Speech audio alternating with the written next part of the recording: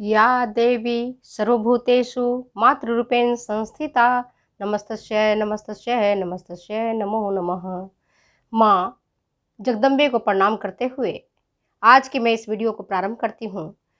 पिछले वीडियो में मैंने एडोलेसेंट्स के बारे में बताया था। कुछ लड़की की क्वेरी थी कि मैडम सर्वाधिक ग्रोथ तो गर्भावस्था में होता है। प्यारे बच्चों, आपने अगर मेरे वीडियो को देखा होगा, ध्यान से सुना होगा, तो मैंने ये बताया है कि शैशवावस्था के बाद अगर विकास की कोई और वृद्धि और विकास की कोई अवस्था है जिसमें सबसे अधिक वृद्धि और विकास होता है तो वो अवस्था है किशोरावस्था। मैंने ये नहीं कहा कि किशोरावस्था मानव जीवन का सर्वाधिक विकास की अवस्था है। तो आप थोड़ा सा मेरी वीडियो को ध्यान से पढ़ें, ध्यान से सुने, ध्यान से देखें तो आपका कंसेप्ट क्लियर हो जाएगा। अगर आप ध्यान से नहीं देखती हैं वहीं गड़बड़ हो जाता है। यही चीज़ मैं पहले भी बता रही हूँ, आज भी बता रही हूँ कि जब कभी भी आप परीक्षा देने जाएं तो पहले सेंटेंस देखें कि क्वेश्चंस क्या कह रहा है, क्वेश्चंस क्या कह रहा है, उसका आंसर क्या है, उसके बाद उसका सटीक प्रश्न का उत्तर देवें। क्योंकि आज बेटा प्रतियोगी परीक्षा का दिन है और प्रतियोगी परीक्षाएं जब होती हैं तो उसमें आपके जैसे बहुत बच्चे परीक्षा में बैठते हैं, लेकिन क्लियर जो होते हैं उनमें से कम ही बच्चे हो पाते हैं। इसके पीछे रीजन है कि जिन बच्चों का कंसेप्ट क्लियर है, जिन बच्चों का कंसंट्रेशन परीक्षा के दिन और परीक्षा के समय लगा हुआ है, वो तो उस घड़ी को पार कर लेते हैं और अगर उन्होंने ध्यान नहीं दिया तो ये बातें रुक जाती हैं। तो चलिए हम आज बगैर टाइम खराब किए हुए मेन कैरेक्टरिस्टिक्स है ना, पार्ट 2 में, ये पार्ट 1 था, कल मैंने पढ़ाया था, सो आज है part 2 main characteristics of adolescents. किशोरावस्था की मुख्य क्या विशेषताएं हैं इस पर हम चर्चा करेंगे। तो ये जो परीक्षा जो मैं आज पढ़ा रही हूँ ये आपके कोई सा भी परीक्षा अगर देते हो, चाइल्ड डेवलपमेंट में आता ही आता है किशोरावस्था से एक प्रश्न। कॉम्पिटिटिव टेस्ट देते हो तो, और ऐसे भी यूनिवर्सिटी एग्जाम देते हो तो भी ये प्रश्न आपके आएंगे। कौन सा? किशोरावस्था की क्या विशेषताएं हैं, किशोरावस्था को क्यों परेशानी और तनाव की अवस्था कहा जाता है, किशोरावस्था में क्यों इमोशनल इनस्टेबिलिटी होता है, किशोरावस्था को आंधी और तूफान की अवस्था क्यों कहते हैं। इस तरह की कई सारे प्रश्न आपके एग्जामिनेशन में आते हैं। तो चलिए आज हम बगैर समय गंवाए हुए अपना काम करते हैं, जिसमें पहला है फिजिकल डेवलपमेंट का। पहली विशेषताएं क्या है? Physical development. क्योंकि किशोरावस्था में मैंने पहले भी बताया था, आज भी बता रही हूं कि ट्रांजिशन फेज है, बच्चों का संक्रमण काल है। इस काल में बालक ना तो बालक रहता है और बालक नहीं तो युवा रहता है। ये बीच का फेज है और जो बीच का फेज होता है उस फेज में वृद्धि और विकास बड़ी तेजी से होता है। मैंने पहले भी बताया था, आज भी बता रही हूँ, अभी भी बता रही हूँ कि शैशवावस्था के बाद अगर सर्वाधिक तेज गति से विकास होता है तो वो अवस्था है किशोरावस्था, जिसमें लड़कियों का विकास 11 से 14 वर्ष में और लड़कों का विकास 13 से 16 वर्ष में बहुत तेज़ी से होता है, बहुत तेज़ी से वृद्धि होती है। लड़कियों में मेंस्ट्रुअल पीरियड शुरू हो जाता है और उसका रीजन है एस्ट्रोजन हार्मोन और प्रोजेस्टेरोन हार्मोन के निकलने के कारण, के स्रावन के कारण। और लड़कों में दाढ़ी मूछें आने लगती हैं, है ना, और अब उनमें टेस्टोस्टेरोन हार्मोन का सिक्रेशन होने लगता है। अब एक बालक जो लड़का था युवा बन जाता है और एक जो लड़की थी वह स्त्री बन जाती है 16 साल की अवस्था को पार करते करते या किशोरावस्था को पूर्ण करते करते। ठीक है, तो पहला चीज़ आपको समझ में आया। और जब वृद्धि की जो अवस्था होती है, फिजिकल डेवलपमेंट की अवस्था होती है, इस दौरान बालकों में सेक्स डिजायर, है ना, ये होता है, सेक्स करने की इच्छा होती है, लैंगिक उत्तेजना उनमें आती है। और इस दौरान जो लड़के होते हैं मास्टरबेशन का काम करते हैं, लड़कियां भी कुछ अप्राकृतिक यौन संबंधों को स्थापित करती हैं। ये दैहिक होता है ना, दैहिक आकर्षण होता है। लेकिन इस अवस्था में मैं यही कहूँगी कि कभी भी किसी भी लड़के और किसी भी लड़की को कभी भी दैहिक संबंध, लैंगिक संबंध किसी भी लड़के से किसी लड़की से नहीं बनाना है। इसके बाद आता है दूसरा, मेंटल डेवलपमेंट। मेंटल डेवलपमेंट, इस अवस्था को प्राप्त करते करते एक बालक इतना मैच्योर हो जाता है कि वह अपना डिसीजन खुद लेना चाहता है। हालांकि उसमें मैच्योरिटी होती नहीं है, लेकिन वो लगता है कि अब मैं बड़ा हो रहा हूँ। बच्चे कहते हैं मैं बड़ा हो रहा हूँ, अब मैं निर्णय अपना खुद करूँगा, मुझे क्या पढ़ना है मैं खुद अपना निर्णय करूँगा, मुझे आर्ट्स पढ़ना है, साइंस पढ़ना है, कॉमर्स पढ़ना है, मुझे क्या करना है, मुझे व्यवसाय करना है। तो बच्चा डिसीजन लेने लगता है। वो पड़ोसी की बात को फिर भी मान लेता है, दोस्तों की बात मान लेता है, लेकिन मदर और फादर, उनकी बात उस किशोरावस्था में बहुत ही ज़्यादा बुरी लगती है। मदर फादर की बातें उनको चुभती हैं, क्योंकि मदर फादर उनको सही दिशा देते हैं, सही राह दिखाते हैं, लेकिन बालक को लगता है कि माता पिता तो हमारे बेवकूफ़ हैं, उनको आता नहीं है। और ये होता है पीढ़ियों के अंतराल के कारण। गैप, जनरेशन गैप जिसको कहते हैं, जनरेशन गैप, पीढ़ियों के अंतराल के कारण ये चीज़ें उनमें घर कर जाती हैं। इसके बाद आता है काल्पनिक संसार में एक्सुबरेंट इमेजिनेशन।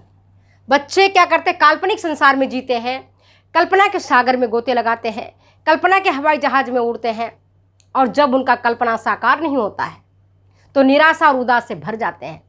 तो निराशा और उदासी नहीं आए, इसके लिए बालक, जो किशोर बालक है, उनको प्रयत्न करना चाहिए।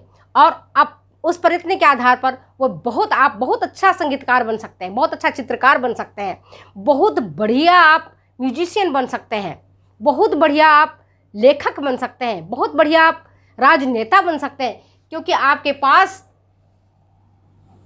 पास क्या है, ऊर्जा का अथाह सागर है।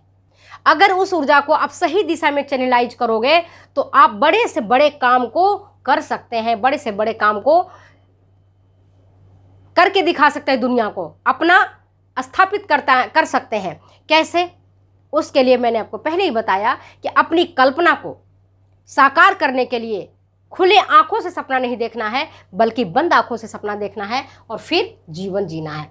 और इस स्थिति में देखते हुए जब बालक कल्पना में रहता है, कल्पना के संसार में गोते लगाता है, तब वह शांत हो जाता है, अंतर्मुखी हो जाता है, और जीवन की कठिनाइयों और परेशानियों से वो, जब उनकी एक काल्पनिक संसार में जब वो जीते हैं तो क्षण भर में लगता है कि मैं तो राजा बन गया हूँ, महाराज हूँ, मैं तो बहुत बड़ा IITN हूँ, मैं तो बहुत बड़ा प्रबंधक हूँ, मैं तो राष्ट्रपति बन गया हूँ। कल्पना के संसार में वो गोते लगाते हैं, और जब कल्पना खत्म हो जाता है, डे ड्रीम जिसको कहते हैं, और जब कल्पना उनकी खत्म हो जाती है और जब वास्तविक धरातल पर आते हैं और ये देखते हैं कि संसार में हमारे लायक तो कुछ चीज़ें नहीं है, तब वो बच्चे हताश हो जाते हैं, निराश हो जाते हैं, उदास हो जाते हैं।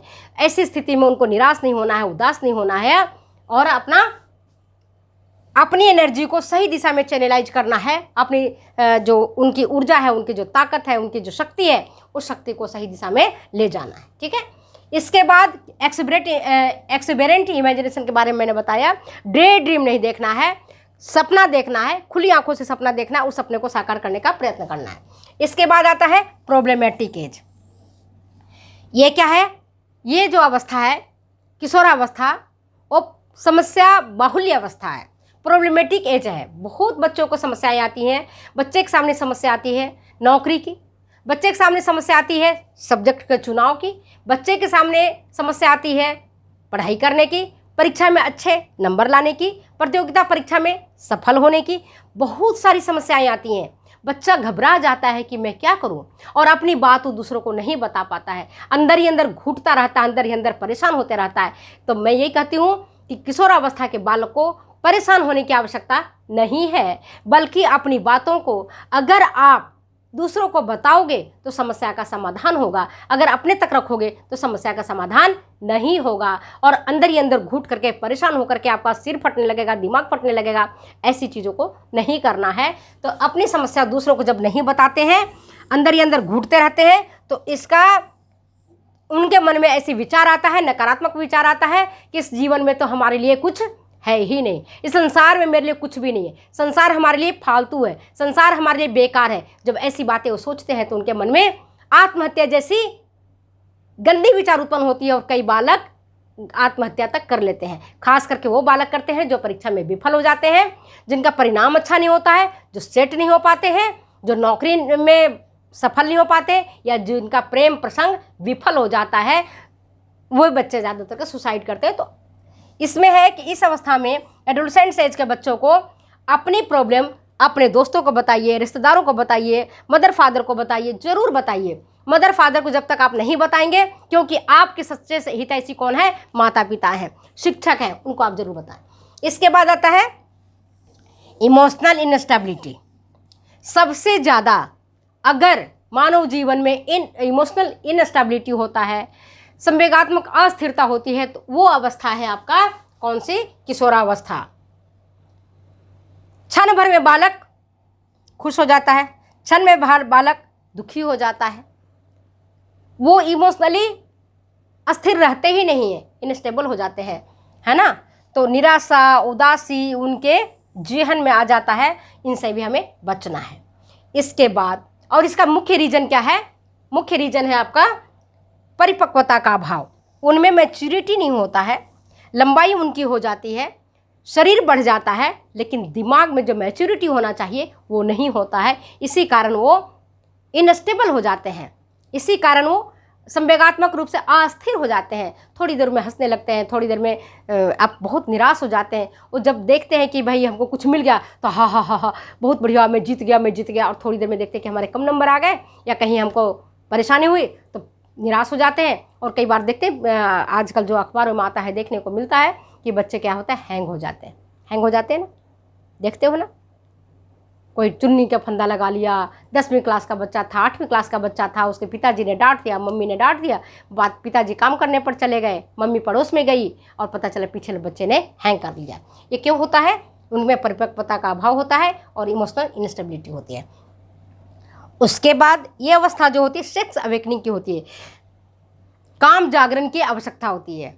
सेक्स उस समय बच्चों को सताता है और बच्चे समझ नहीं पाते कि हमें करना क्या है। इस स्थिति में जो लड़के होते हैं वो मास्टरबेशन करते हैं, अप्राकृतिक यौन संबंध स्थापित कर देते हैं, लड़के लड़के से कर लेते हैं। कई बार आप देखते हैं ना कि इस तरह की बहुत सारी घटनाएं वर्तमान में देखने को मिल रही हैं।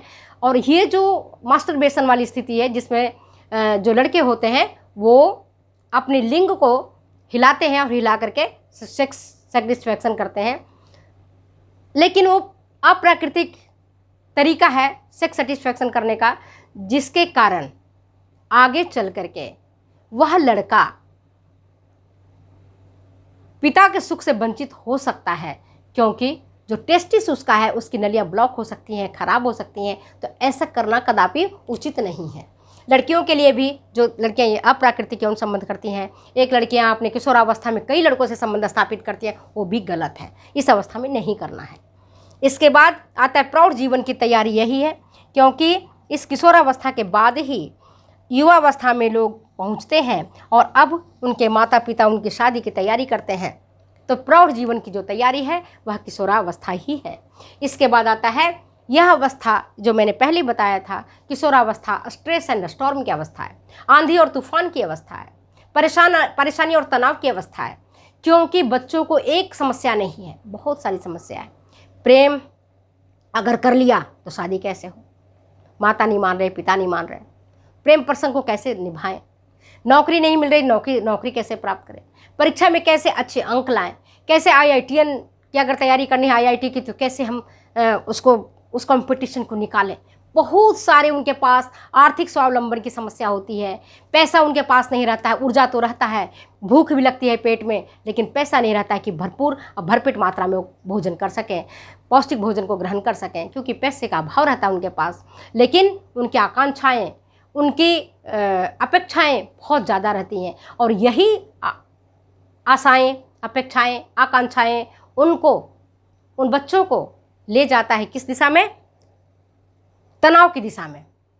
मान लो दोस्त 2 हैं, 4 दोस्त हैं, जा रहे हैं सभी पिकनिक मनाने के लिए, आपके पास पैसे नहीं है, आप माता पिता से मांग रहे हो, मम्मी मुझे मोटरसाइकिल दिला दो, मम्मी मुझे भी जाना है शिमला, मम्मी मुझे भी जाना है हिमाचल, मम्मी के पास पैसा नहीं है। तो आप क्या करते हो, घर का भी माहौल ख़राब कर देते हो और फिर खुद भी परेशान होते हो। तो ये अवस्था स्ट्रेस एंड स्टॉर्म की है। इसके बाद सेल्फ डिपेंडेंस की अवस्था है। तो आज मैंने आपको मेन कैरेक्टरिस्टिक्स ऑफ एडोलसेंट्स के बारे में डिटेल से पढ़ाया है। तो अगर ये वीडियो आपको अच्छी लगती है तो प्लीज़ शेयर करें, कमेंट करें, सब्सक्राइब करें, लाइक करने आपका लाइकिंग, आपकी सब्सक्रिप्शन हमें एक नई ऊर्जा देता है, नई उत्साह देता है और हम काम करने के लिए तत्पर होते हैं। फिर मिलते हैं अगले वीडियो में, तब तक के लिए जाने की इजाज़त दो। Bye bye.